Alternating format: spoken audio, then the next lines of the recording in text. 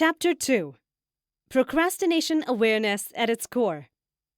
Never give up on a dream just because of the time it will take to accomplish it. The time will pass anyway. Earl Nightingale. Father, do you have an idea for your project yet? Son, no, I'm waiting for inspiration. You can't just turn on creativity like a faucet. You have to be in the right mood. Father, what mood is that? Son, last-minute panic. A sigh of relief. Do you feel you are the only one on this planet who has the habit of procrastination? Don't worry, you're not alone here. Even the most famous and great people sometimes struggle with this habit. Leonardo da Vinci, Margaret Atwood, Victor Hugo, Bill Clinton, Douglas Adams, Frank Lloyd Wright, Mariah Carey, and Naomi Campbell are all known for waiting until the last minute to do things. In fact, the world-famous Falling Water, a house designed by the architect Frank Lloyd Wright in 1935 in the Laurel Highlands of southwest Pennsylvania, was reportedly sketched 30 minutes before the client showed up at his office. To give you a sigh of relief, here are some facts about a few famous procrastinators. Leonardo da Vinci. Leonardo is regarded as the greatest genius of the Italian Renaissance today. But at the time, many thought of him as a daydreamer who never completed anything. There is no denying his extraordinary talent. He almost studied every subject of art and science that was open to him. He made significant advances in anatomy, botany, biology, physics, arithmetic, architecture, and engineering. He created painted murals and sculptures and devised designs for complex devices that would take generations to complete. But he often lost his talents and energy on sketches and incomplete tasks.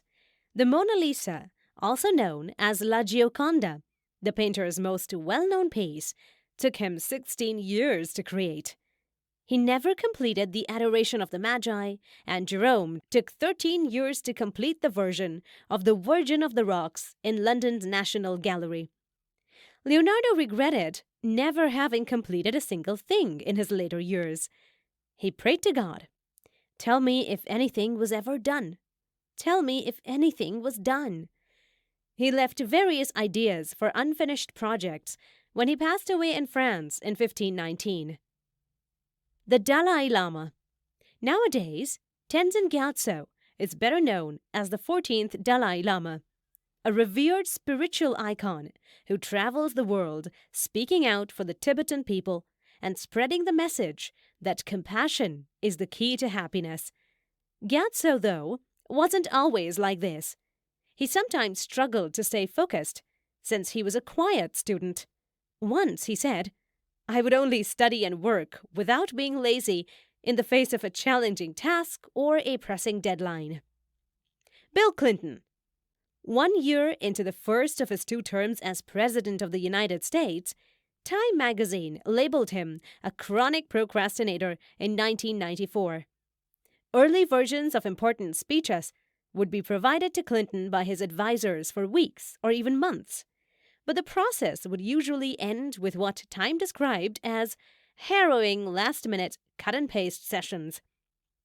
According to Vice President Al Gore, Clinton was punctually challenged. Even his wife, Hillary, acknowledged that it was maddening to attempt to keep him on any kind of schedule. Douglas Adams. Douglas Adams was an English author, screenwriter, essayist, and dramatist. He was the creator of the 1978 BBC radio comedy, The Hitchhiker's Guide to the Galaxy. Because Douglas Adams put things off so often, his publisher confined him in a hotel room and put a supervisor in the room next to him. The publisher handed him a typewriter also. Everything was done to ensure that he fulfilled his deadlines. "But I love deadlines," he complained. "I like the whooshing sound they make as they go by." Frank Lloyd Wright. At age 67, the great American architect created his most well-known home in just 2 hours. In 1934, affluent Pittsburgh industrialist Edgar Kaufman Sr. gave Wright the order to build Falling Water, a house in rural Pennsylvania. When Wright visited the site in November, he assured Kaufman that he had been working on the plans but had not really sketched anything. Therefore, you can only imagine Wright's surprise when Kaufman called him at home early on Sunday, September 22, 1935, to let him know he would be stopping by before noon and couldn't wait to see the design. When it took Kaufman to arrive from Pittsburgh, Wright calmly completed breakfast and drew the plans. This time, waiting until the last minute paid off. Falling Water was designated a National Historic Landmark in 1966 and is one of the 28 places on Smithsonian Magazine's Life List of Must-Sees Before You Die. Margaret Atwood. Margaret Atwood is a Canadian poet, novelist, literary critic, and inventor. In addition to several small press editions of both poetry and fiction, she has released 18 books of poetry, 18 novels, 11 works of nonfiction, 9 collections of short stories, 8 children's books, 2 graphic novels, and 18 books of short stories since 1961. 2 Booker Prizes, the Arthur C. Clarke Award, the Governor General's Award, the Franz Kafka Prize, the Princess of Asturias Awards, the National Book Critics, and Penn Center USA Lifetime Achievement Awards, among many others, have been given to Atwood for her writing. Many of her books have been made into film and television adaptations. Margaret Atwood procrastinated on writing the novel on which it was based. And not just a few minutes of cat videos here and there, she procrastinated for years. Once she told during a podcast, "I procrastinated for about 3 years about starting The Handmaid's Tale. Instead, I tried to write a more normal novel because I thought it was just too batty." Enough of examples, right? Come out of your relaxing zone now and learn why we actually procrastinate. Why do we procrastinate? Nawal Mustafa, a cognitive neuroscientist, says, procrastination is a form of self-sabotage that reduces the time available to complete a task and is associated with stress, lower performance, and potential harm to one's physical and psychological health. When we lack self-control or are unable to control our emotions, we procrastinate. As a result of continuously postponing tasks, we develop a habit called procrastination. People procrastinate for different reasons, and those reasons aren't always clear. Sometimes we don't want to do something because it doesn't motivate us, or it could be a hidden fear we don't want to face. Now, as you understand that procrastination is a habit, let me tell you an interesting fact about it. All habits have 3 parts. Number 1, there is always a trigger. And in the case of procrastination, stress is always a trigger. Number 2, once you get a trigger, there is a pattern you repeat. And in the case of procrastination, the pattern is to avoid doing something or delay it for the future. Number 3, and then there is a reward you get. In the case of procrastination, the reward is stress relief. There are 3 leading causes of procrastination. 1. When we are unable to control our negative emotions, like anxiety, fear, self-doubt, insecurity, resentment, etc., concerning a task, we may procrastinate. If our job is too tedious or too complex, it stresses us out, and we tend to postpone that or take every possible precaution to avoid that. The prefrontal cortex, or the reasoning portion of our brain, shuts down when we are under stress. And the limbic system, the area of the brain that controls our fear response, interprets the task as a real danger to our mental or emotional well-being. 2. For the sake of immediate enjoyment, we give in to diversions. The vicious nature of the procrastination loop is a result of this.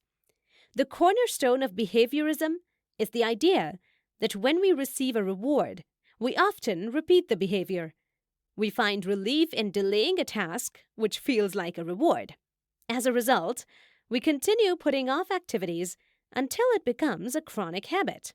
We give in to the want to feel good by engaging in an enjoyable activity instead.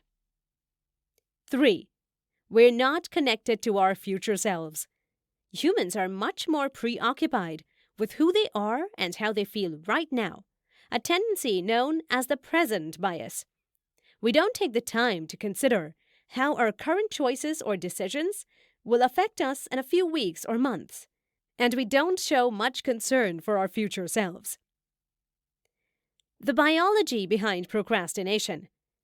When faced with an unpleasant task or assignment, the limbic system, that is, the unconscious zone that includes the pleasure center and the prefrontal cortex, a much more recently evolved region of the brain that serves as your internal planner, engage in a conflict. This is how science explains procrastination. The limbic system. When the limbic system wins, the result is putting off till tomorrow what could and should be done today. This provides momentary comfort from the uncomfortable feeling of needing and, for whatever reason, unwillingness to do something. So if you got one scientific excuse here for yourself, stop blaming yourself, your parents, or your horoscope for your procrastination habit. Blame your biology. Timothy A. Pychyl, Ph.D., a psychology professor at Carleton University in Ottawa, explains that the limbic system, one of the brain's oldest and most dominating regions, is automatic. It's set up to perform your basic survival instincts. It instructs you to avoid any unpleasant tasks. For example, it tells you to pull your hand away from the fire. In other words, it instructs you to opt for immediate mood repair. The prefrontal cortex. You are able to integrate information and make judgments thanks to the prefrontal cortex, a newer and weaker portion of the brain. This area gets the job done and is located directly behind the forehead, where we tap while trying to think. Dr. Pychyl says, this is the part of the brain that really separates humans from animals, who are just controlled by the stimulus. However, the operation of the prefrontal cortex is not automatic. You have to kick it to start. For example, I have to sit down and write 100,000 words daily. When you aren't actively focusing on a task, your limbic system takes over, and you give in to what feels pleasant. Anything other than writing 1,000 words of writing, you procrastinate. In short, you can say that procrastination is basically your limbic system bullying your prefrontal cortex. Since the prefrontal cortex is less developed and therefore less powerful, the limbic system frequently wins, which causes procrastination. Dr. Pychyl says, we have a brain that is selected for preferring immediate reward. Procrastination is the present self saying, I would rather feel good now. So we delay engagement, even though it's going to bite us on the butt. According to a 2019 study that uses fMRI scans of participants' brains, people process information about their present and future selves in entirely different brain regions. When the participants described their future selves, their brain activity was similar to when they described a well-known celebrity. The results of this study show that we don't think of our future selves as extensions of ourselves, but as strangers. This makes it easier to choose decisions that result in instant satisfaction, as opposed to those that result in delayed satisfaction.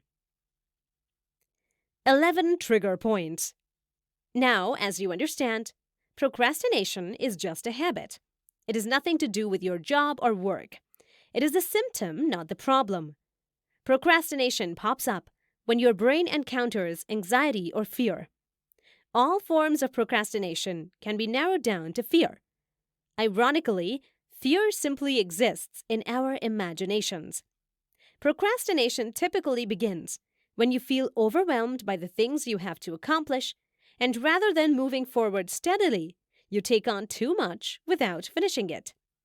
In addition to the biological reasons for procrastination, as explained above, Let's delve further and discover the triggers that set off the habit of delaying our regular daily tasks or the actions necessary to reach important life goals. Here are the situations or moments that trigger you to procrastinate. Number 1. Overwhelm. I've got so many things to do. Pay attention to your overwhelming feeling. Often, procrastination follows it. Being overwhelmed is a type of worry that falls under the category of not knowing where to start. You start to get overwhelmed when you think you've got many things to do to achieve your goal or dream. When you see so many things to do in front of you to achieve your goal, actually, that thought of so many things scares you, and you try to avoid doing even simple tasks. Instant gratification is ingrained in human minds. Most of us give in to our overwhelming fear of failing when we are overwhelmed and procrastinate. Overwhelming paralyzes you in your comfort zone, so you always choose short-term rewards over long-term gains and pleasure over productivity. Overwhelming invites procrastination. Number 2. Lack of motivation. I'm not motivated enough to pursue my goal. I need motivation. One of the many elements that enable us to persevere and pursue our goals is motivation. It has many different forms and can be made out of anything that we wish. It can be terrible if we aren't motivated. When you feel less pressure to complete necessary activities, procrastination happens, similar to an office job or pretty much anything else that must be completed from home. Although it is simple to create motivation, losing it is just as simple. When you are uncertain of the goal and lack the necessary motivation to begin, you procrastinate. You will recognize the significance and urgency of starting as soon as you understand the purpose behind the actions you must take. Once you get going, you'll be inspired to keep going because procrastination keeps people from starting. Number 3. Self-doubt and self-limiting belief. I'm not good enough. It is natural for you to experience self-doubt and worry after deciding to work toward a goal that is a little outside your comfort zone. And chances are it might stop you from moving forward. And when you start getting into the self-doubt zone, you start developing one of the most dangerous self-limiting beliefs, that is, I am not good enough. You start feeling that you cannot achieve your goals, don't have enough talent, don't have enough resources, and you're not as good as others, etc. All such limiting thoughts, in turn, trigger you to procrastinate your current work or responsibilities. Number 4. Perfectionism. I should do everything perfectly. I'm Mr. Perfect. There is nothing wrong with striving to do things to the best of your ability and staying organized. Your perfectionism may have helped you over the years. Your friends may make fun of you for being overly ambitious and well-organized. We live in such an overachieving society that we like to praise perfectionists. Perfection and high achievement are appreciated in the job and in society. But perfectionism has a negative side as well, one that is often disregarded. Perfectionism and anxiety have a direct relationship. Often, this anxiety surfaces in procrastination. As you strive to complete your work in the most perfect way possible, your perfectionism may prevent you from finishing them on time. Setting high standards is good, but sometimes perfectionism makes the job seem entirely unachievable. When perfection is your objective, you can start to feel overwhelmed by the massive work at hand. This is when you begin to work on other tasks or projects, perhaps ones that are more pleasurable and less demanding. That's why sometimes people say, perfectionism is procrastination in disguise. Number 5. Lack of prioritization skill. Should I do this or that first? We frequently look for the best strategy when we want to start working on a new project or assignment. Which one should I try first, this or that? Thus, we procrastinate since no task seems to be the right one to start with. Instead, we keep thinking about starting. The trap of, I want to have this all done, is one that high achievers and perfectionists fall into. Most of the things we have to complete, a thesis, book writing, a report for our boss, developing an app, etc., take several focused sessions. They cannot be finished in a single day. When faced with a task like that, it can stress us out. Stress causes us to lose our ability to reason and makes us feel as though we must complete everything at once. For example, many people get enrolled in various courses, begin too many goals at once, and commit to several activities, yet they wind up feeling overwhelmed and burnt out and doing nothing at all or doing things that don't advance their overall goals. 6. Afraid of your own fears. I'm scared of what people will say. You may have heard people saying, I'm scared of what people will say if I do this. Let me look into it some other day. You can be afraid of failing, getting rejected, or not giving your best work and being poorly judged by others. You may worry that you lack the abilities and information necessary to finish the job. As a result, you may divert yourself to something satisfying to avoid thinking about your fear and working towards a solution. But remember that you will not be able to do anything if you are frightened of criticism, judgment, or what other people think of you. How much time can you afford to waste waiting for everyone to accept and love you? Does it worth wasting time like this? 7. Action illusion. This is more important right now. Even while you may be very active, you may not be making much progress. Despite your intense planning and replanning, you might not be moving forward at all. You may be putting other things first and telling yourself, this is more important right now, while in reality, you're procrastinating a task with a greater priority. The actual cause for procrastination can be hidden by an illusion of activity. 8. Distractions and inability to focus. Every time I try to focus on my work, my mind wanders here and there. Distractions are things that divert your focus from what you should be doing. Most individuals choose to be distracted on purpose and allow it to divert their attention from what they're trying to focus on. Distractions might be genuine, for instance, when somebody requires your attention, but they can also be ways of procrastinating in disguise. Due to distractions, it might be challenging to focus on your assignments at times. As a result, you might start procrastinating. Some people believe they require the pressure of a tight deadline to complete tasks like preparing a summary report or writing an assignment. Consider whether this method of working is truly effective or if it is merely a cover for procrastination. Believe it or not, you can see that you create better work under less pressure. It has been found that on average, a person is distracted every 11 minutes, and it takes at least 25 minutes to get back to optimal focus. 9.